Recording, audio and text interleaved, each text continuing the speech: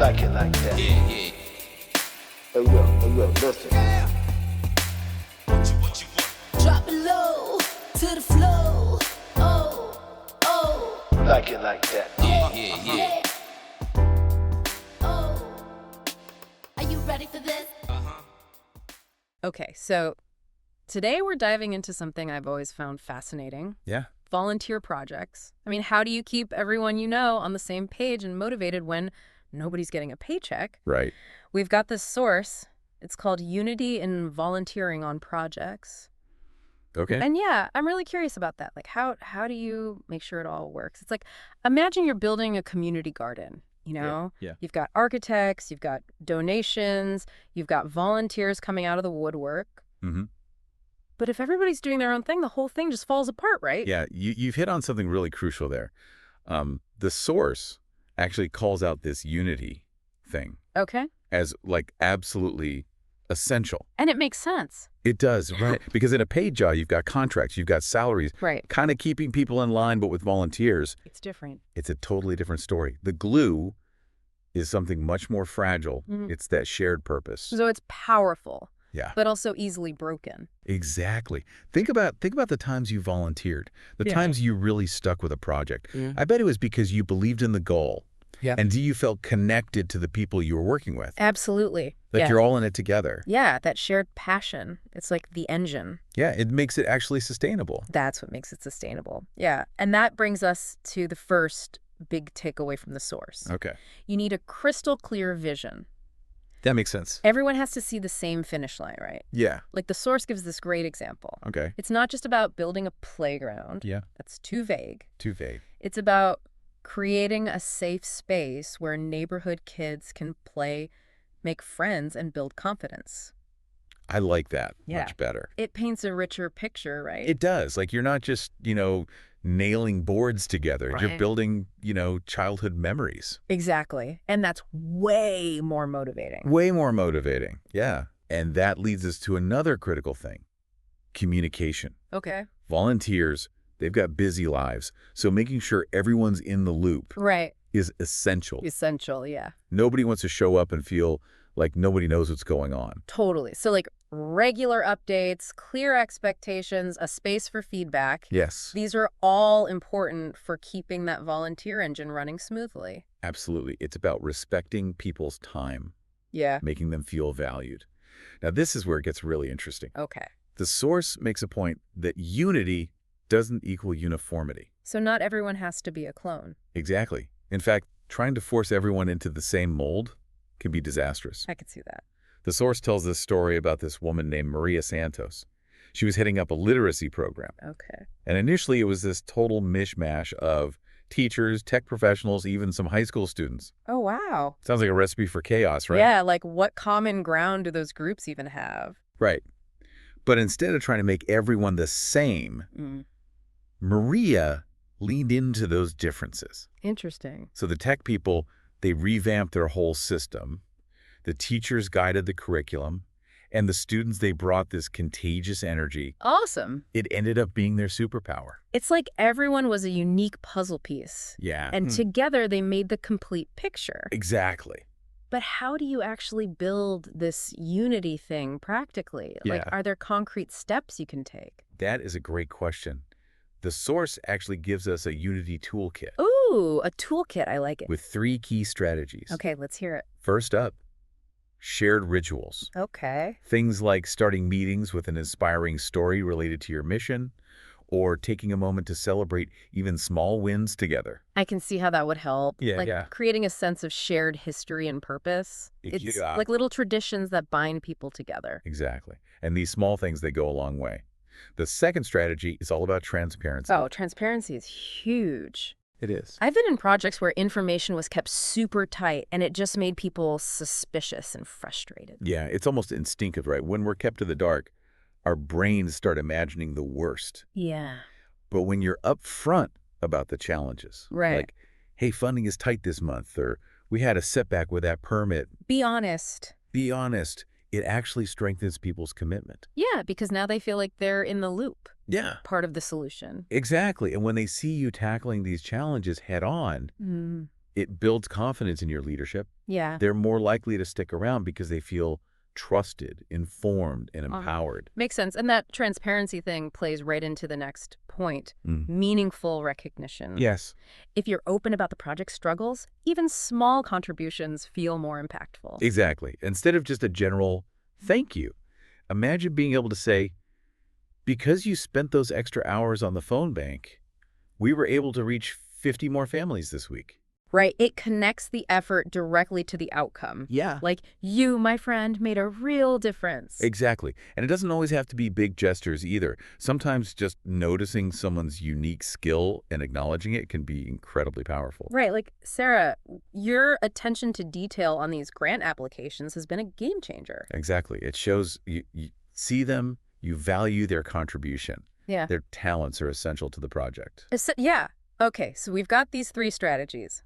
Rituals, transparency, recognition. But it sounds like building unity isn't a one-time thing. Or absolutely not. It's an ongoing process, Yeah. like tending a garden. I like that analogy. You've got to nurture those relationships. Yeah. Adapt to changing needs and be willing to change course when things aren't working. Right, because a volunteer project is a living, breathing thing. New Yeah. people coming in, others moving on. It's constantly evolving. Right. And you as a leader need to be attuned to those shifts. Yeah. Keep those communication lines open. Check in regularly and be willing to revisit your strategies. Right. What worked 6 months ago might not be effective today. So it sounds like leading a volunteer project is as much about managing relationships as it is about managing tasks. It's both, for sure. And that human element, that's what makes it so challenging and so rewarding. Because when you get it right, Yeah. when you cultivate that genuine sense of unity, it's not just about accomplishing a goal. It's not. It's about creating a community. Exactly. It's about people feeling seen, valued, and connected to something larger than themselves. And that's where the magic happens. That's where the magic happens. And that brings us back to this idea that the source mentioned.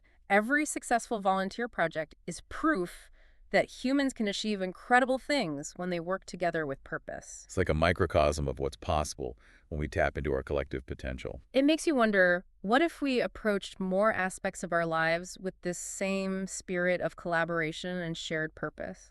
Now, there's a thought-provoking question. Right. What if we brought that same energy to our neighborhoods, our workplaces, even our families? It really makes you think. It does. Now, before we go any further, let's unpack these ideas a bit more. Yeah. We've covered a lot of ground, We have. but I think there's even more to explore here.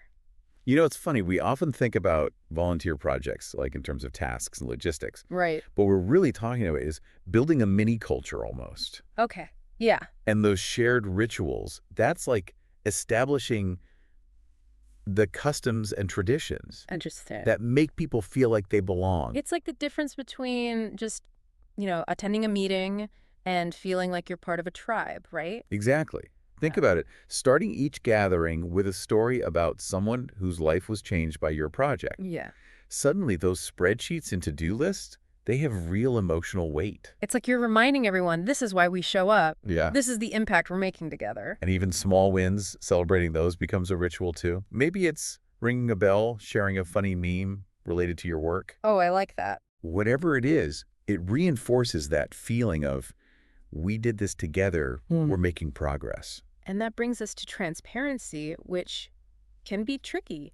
I've been in situations where leaders were hesitant to share the full picture, worried it might scare volunteers off. But you're saying that's actually counterproductive. Absolutely. Think about it from a psychological perspective. When information is withheld, our brains, they fill in the gaps, Right. often with the worst case scenarios. Oh, yeah. It breeds anxiety and distrust. Yeah. But when you're upfront about challenges, Being honest. be honest. Yeah, like, hey, funding is tight this month, or we had a setback with that permit. Right. It actually strengthens people's commitment. Because now they feel like they're in the inner circle, part of the solution. Precisely. And when they see you tackling those challenges head on, Yeah. it builds confidence in your leadership. Makes sense. They're more likely to stick around because they feel trusted, informed, and empowered. And that transparency thing plays right into the next point. Yeah. Meaningful recognition. If you're open about the project's struggles, even small contributions feel more impactful. Exactly. Yeah. Instead of just a blanket thank you, imagine being able to say, because you spent those extra hours on the phone bank, we were able to reach 50 more families this week. Powerful stuff. It connects their effort directly to a tangible outcome. It's like saying, you, my friend, made a real difference. Yeah, and it doesn't always have to be about grand gestures either.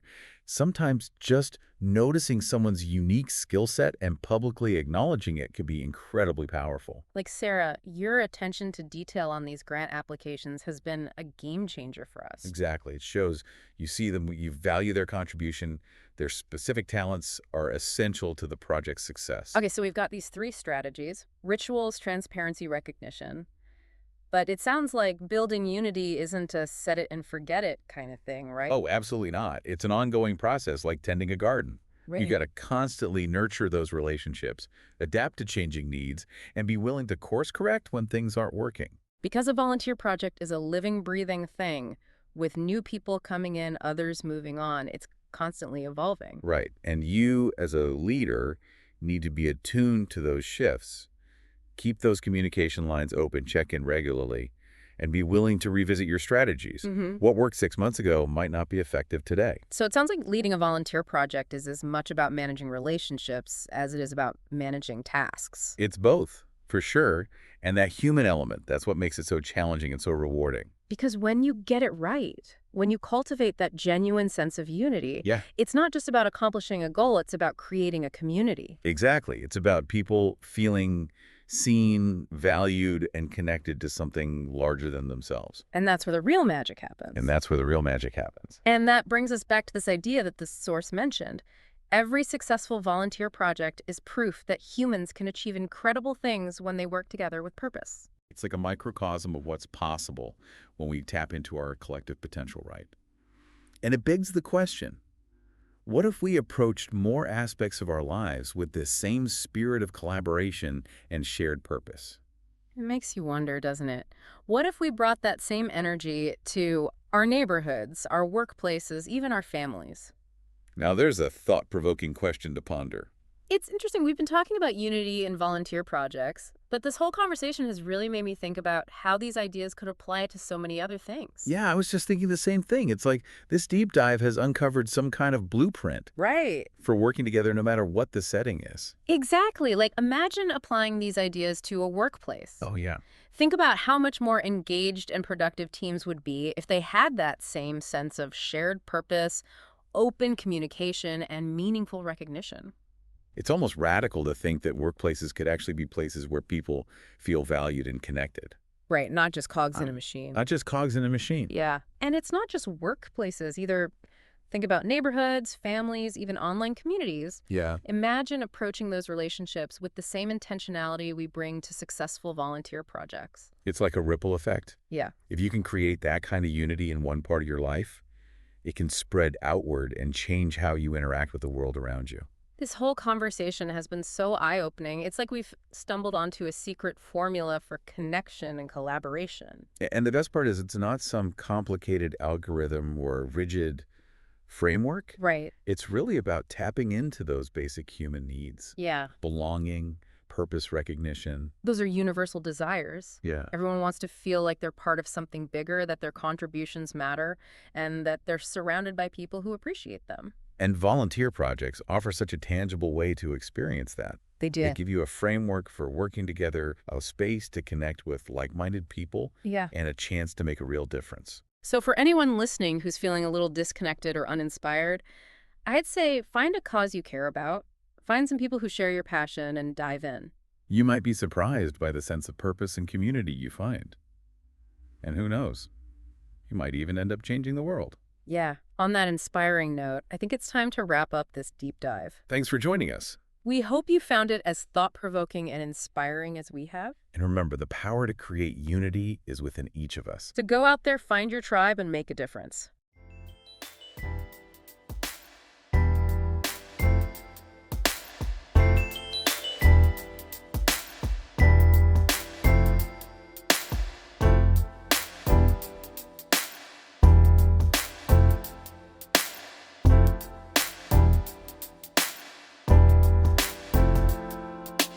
Are you ready for this? Yeah,